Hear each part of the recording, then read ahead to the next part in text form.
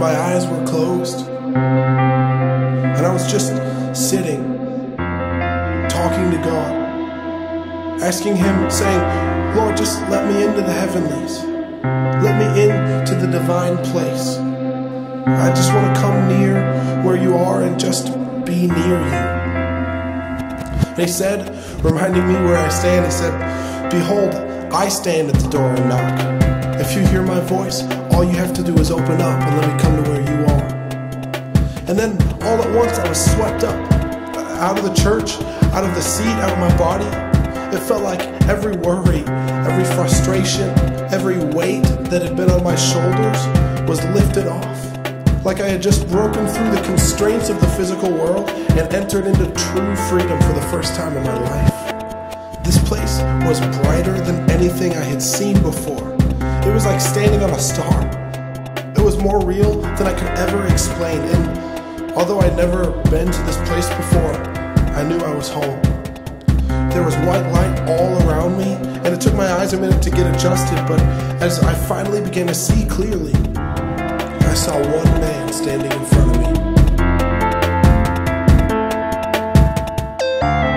It was my Jesus, my Savior, my hero, my King. The one whose sacrifice had made it possible for me to even come to this place. But he had scars.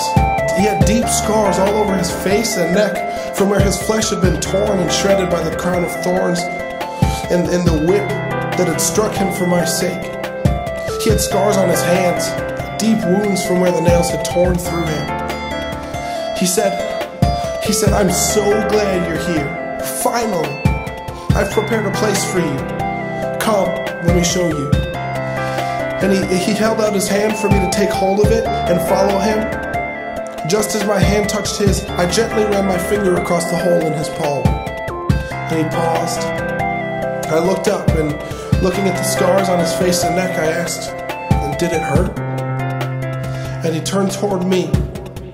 He smiled knowingly and looked me up and down. And he looked all around at the place we were standing, seeming to just want to take it all in. And he said, sincerely, it was worth it. It was worth it. He said, it was worth it.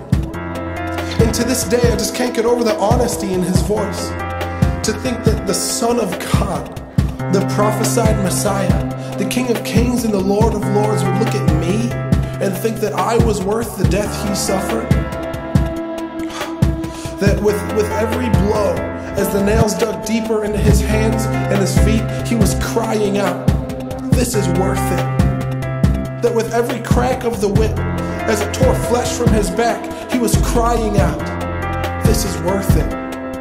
Or that as the rod struck his head each time, driving the crown of thorns deeper into his skull, and as the guards mocked and spit on the Son of God, he would be looking steadfastly at the big picture, with eyes focused and mind made up, simply declaring, you are worth it. I don't want to overcomplicate things. I think we can tend to add so much to the simple truth of Christ's heart that we lose who he really is. I also think that we take this simple truth lightly because it seems cliche or like it's too good or too simple to be true. But it is the cry of my heart that this would really sink in and begin to bear down on what you think you know about Jesus, and that your heart would be gripped and fascinated in the revelation of his heart for you. The simple truth of Christ's heart is that he loves you unconditionally, unrelentingly, and passionately. And that when he looks at you and remembers the blinding pain, the public humiliation, and the torturous death he suffered, he cannot help but cry out, you are worth it.